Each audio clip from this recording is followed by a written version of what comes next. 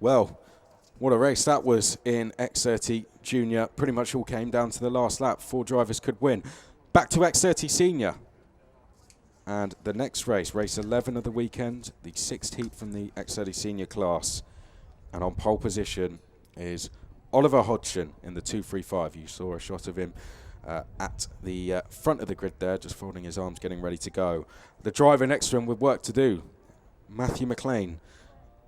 Qualified so well, started his first heat on pole position, and unfortunately, out of the last corner, seemed to get spun round into the path of 30-odd carts coming through that right kink on the exit of turn 1, and pretty much ended his race immediately. So Matthew McLean, the Australian driver, we hope to see him stay out of trouble in this one, or and hopefully get a good result. Ryan Norberg and Francesco Pagano are row 2. Louis Westover and Martin Hebet are row 3. Carol Dabsky and Levi Lintucanto, row 4. Manuel Galofri-Torna and Joel de Puch, row 5. Robin Sario and Siem Liedma are row 6. The Estonian Siem Liedma could be one to watch in this one. Let's have a look at who we're looking at. The 368, that's Dan Steenman. Jordan Brown Nutley is in the 206. Second in the X30 Euro Series this year. Moved forward well in the first one. There's Sam McDonnell for Strawberry Racing in the 355. As we see our recovery vehicle making its way back into place. It's been used a fair bit so far today. 1 or 2 drivers coming off the track in each heat so far. Some mechanical problems, some racing incidents, but Hodgson, McLean, Norberg, Pagano, Westover, Hebet, Dabsky, Lintucanto, Galofri-Torna to push the top 10. Sario and Liedma is where we got to, row 6. Grassaklack and Marquez Carpintero are row 7. Philip Rawson and Rasmus Bush are row 8. Sam Okadampor and Sam McDonald row 9. Jari Manath and Jordan Brown up row 10. Marcus Natala and Dan Steenman are row 11. Demon Amers and Lewis Coolan row 12. Bastien Cochet and Paul Lucier are on row 13. Shad Garnin will be alone on row 14. Looks like Sebastian Gibier has abandoned the event. Definitely, 368. Problems coming out the pits for Dan Steenman once again. That happened in the first heat, I believe. And should be able to get back into place, but I do remember that happening first time round as well for Dan Steenman. Bastien Cochet, Paul Lucier, row 13. As I said, Rashid Garnham be alone on row 14. Tuskia Baska and Erwin Julien, row 15. Patrick Nasher and Sander Strang-Barton are row 16. Stephanie Livers-Conte and Martinson and Sal Mella are row 17. On row 18. That's your lot then. Unfortunately, it looks like one of our X30 seniors has abandoned the event, but 143 more will continue. 35 of them currently out on track, getting ready for what is the 6th heat for X30 Senior. All the drivers on track. This will be their 2nd race of the weekend. And on pole, Oliver Hodgson just leading the field round there as Dan Steenman tries to catch up the pack. He should do comfortably. He's just opposite the back straight, so he should be able to get back into place okay here. He's not going around too fast. Of course, you can't go at a full racing speed, but he is going to be able to catch up. He'll probably go off the back of the grid, I imagine, for this one. Dan Steenman due to start on the outside of row 11. But the top 10, Hodgson, McLean, Norberg, Pagano, Westover, Hebet, Dabsky, Lintucanto, Galofri-Torna and de Puch. Here they come through the last corner then. Getting ready to go for the 6th heat in X30 Senior, the 11th race of the weekend. 235 is Hodgson, 314 McLean. Up towards the start-finish line then. Let's hope we get a good start through turn 1 this time. And here they go then into turn 1. Matthew McLean slotting to the inside there. Interesting how it didn't work going around the outside last time, and he got his elbows out this time. But before turn 1, as you can see, 1, 2, 3, 4 carts off there. 2 more had certainly spun and were recovering before the camera picked that one up, and then before I picked it up as well. I think Stephanie Livers-Conte was one of them. Well, we'll be able to tell when we get round. I hate to guess in these situations who it is that's gone off. 2 drivers are going to go no further. I can say that for a fact. But back to our leaders. It's Hodgson leading from Ryan Norberg. 3rd place looks to be Louis Westover, and 4th place is Matthew McLean. 5th place, I think, is Martin Hebet, as yellow flags will be out at turn 1 with 2 flip carts being recovered, so there'll be no overtaking there. Across the line, there's confirmation of the order to the left of your screen. Hodgson, Norberg, Westover, McLean, Carol Dabsky in 5th place.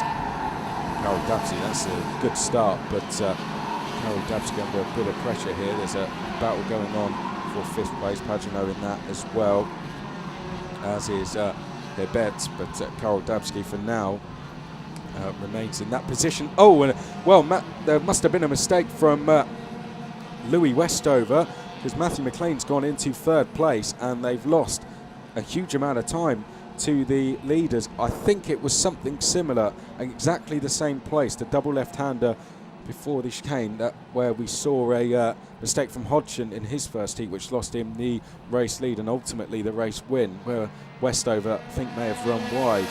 Not too sure. It seemed like it was to me. Perhaps it was a move from Matthew McLean which delayed the curve then, but the Aussie is now into 3rd place, but with a gap to the lead 2. Now we've unfortunately lost Philip Dawson, Sander Strambratton. They're the 2 drivers we lost at turn 1, but Carol Dabsky's been delayed in that, so Bastien Crochet delayed, Paul Lucia was delayed as well, along with Stephanie Livers-Conte. Canagesa was delayed also. I think that was all of them, as leaders making their way onto the back straight, just the chicane before they do. There they go. Ryan Norberg is in a good position here. He has the he was 4th in his first heat, so good result there, but he's in a position where he can take his time with this. There's a move being made. There you go. You would have just caught the end of it. It wasn't a successful one, though. Nuval into Canto has been repassed immediately by Martin Hebet, Belgium. Into Canto has raced pretty well so far today, best well in the first heat. He's doing the same in the second. But what I was going to say about Ryan Norberg, the American driver there, 2nd place, has the chance here to just follow Oliver Hodgson all the way round. Hodgson will want this race win. He was 3rd in his first heat, Norberg 4th, but he's got a gap behind us, Norberg, so he doesn't really need to put the pressure on as of yet. He can wait until later on in the race. That's if he can stay with Oliver Hodgson. I'm not doing anything against Ryan Norberg, but it looks as if Hodgson's breaking away. But Norberg, I'm sure, would just be happy to follow him home and finish 2nd in this one and consolidate that 2nd, because behind you've got Matthew McLean, the Australian driver, who needs a good result. For Matthew McLean now, it's a shame really, because he qualified so well. He's going to be on the front row for all of his heats, and yet he finds himself in a battle just to make the A final now. Finishing as low as he did in his first heat has put him in a pretty bad position, really. So Matthew McLean, he just needs the best result he can get. So he was 30th in his first heat, so he needs top 5 finishes, and the higher he can get, the more chance he has of making that A final. So he'll be doing everything he can to take 2nd place, no doubt. 4th place, Louis Westover. Louis Westover in a pretty lonely 4th place. In terms of the league battle, this has got to be the most, not really a battle going on for the lead at all, is there?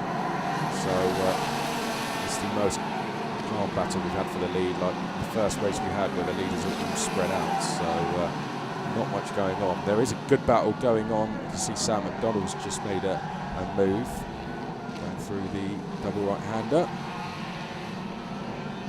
That battle is for the lower I think it's for about 9th place, being led by Joel de Perch. Hebet in that as well, actually in 8th place. That's the best battle on track that I can see. Within the top 5, absolutely nothing happening for the first time all weekend. Behind in 6th place though, I think we could be close to a move.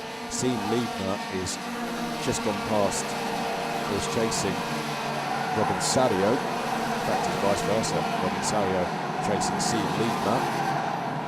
Say that because you can't miss Sean Liebner in the blue suit and livery. And, the Estonian is being caught by Robin Sadio, the Finn, pretty quickly here. Behind that, we've got good battle going on. It's being led by Martin Hebet, but Sam McDonald, Joel de Perch, Jordan Brown, Nutley, Levi Lintercanto, Yarsakrak and Manaf all queuing up to try and pass, as are Manaf, Nabers.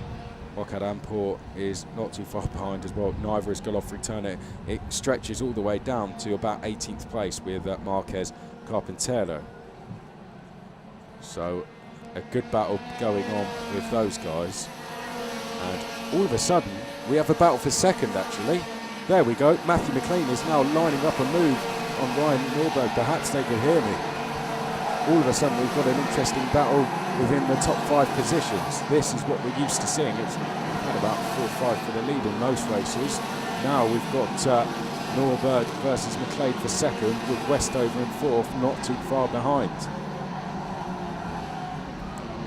There must have been a mistake somewhere from Ryan Norberg. Well, last time round he did a 55.2,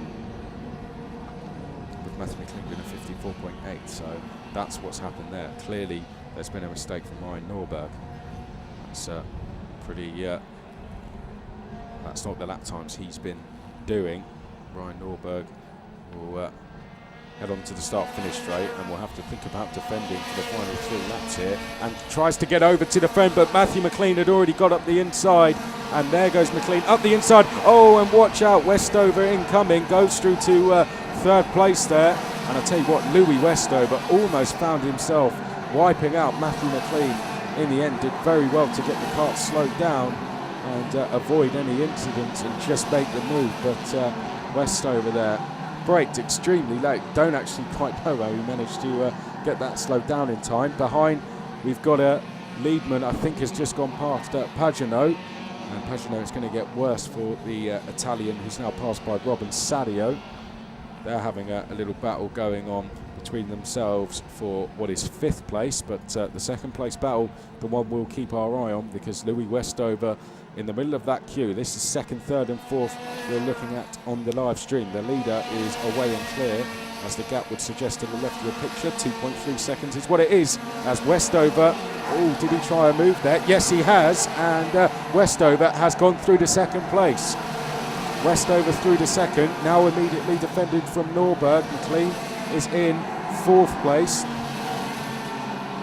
Westover just has to try and hold on for a lap and 3/4 now, as they make their way up towards the chicane, which will lead them down towards the left-hand hairpin. Westover will probably get on the defensive down there, and does so. Norberg likewise. McLean now able to choose how he's going to go about this. He's got no pressure from behind. Sean Liebman is next along, and he's at well over a second behind. So down the back straight they go for the penultimate time. Will we see any changes down there? Well, Norberg was trying to line up a move going into the right-hander before the last corner. Couldn't quite get it done. And I tell you what, Liebman and Sario are quickly catching this battle for second. There's your leader, Oliver Hodgson, on his own. Wait for it. There comes the battle for second very shortly. That's the leader, Oliver Hodgson. Behind, though, it's all kicking off for 2nd place. I'm going to keep one eye on that. And whilst we're looking at Oliver Hodgson, there is the battle for 2nd. So Westover, Norberg, and then just out of picture, there he is now, McLean. Then you can see Liebman, Sadio, and Pagano trying to close in down towards the hairpin. And Norberg thought he had an opportunity to take the lead there. Not quite. Westover did enough to cover it off onto the back straight for the last time. There's no doubt who's going to win this race, but behind, Matthew McLean's going to go through to 3rd, goes past Ryan Norberg at the end of the back straight, and just has to try and hold on now. We'll pick that up in just a second. There's your race winner, Oliver Hodgson. Here comes the battle for 2nd.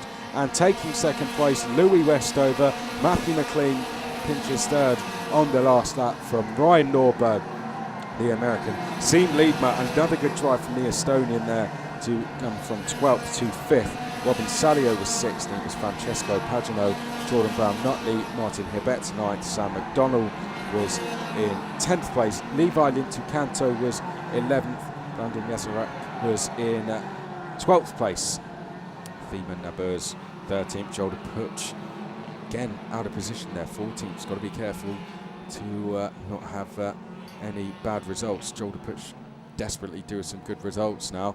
Vincent Marquez Carpintero 15th, Darius Mokadampor was 16th, Artu Salmela was 17th, and it was Rasmus Buschk, Manuel Gallifrey-Torna 19th, Rashad Garnham 20th, then Marcus Latala 21st. Patrick Nashka was 22nd, Tusku Ovaska 23rd, Manaf 24th, Kulin 25th, Lucier 26th, Bastien Cochet 27th, Juan Julien 28th, and it was Kanagaisa in 29th, Stephanie Levis-Conte 30th, Dan Steeman 31st, Kuri Klink was 32nd, Dabski 33rd, then we had Rawson and Strand Bratton, and unfortunately we lost from the event Sebastian Gibier before the start of the race. So that's the full order, and just to run through the top three one more time. Oliver Hodgson wins by 3.7 seconds over Louis Westover and Matthew McLean.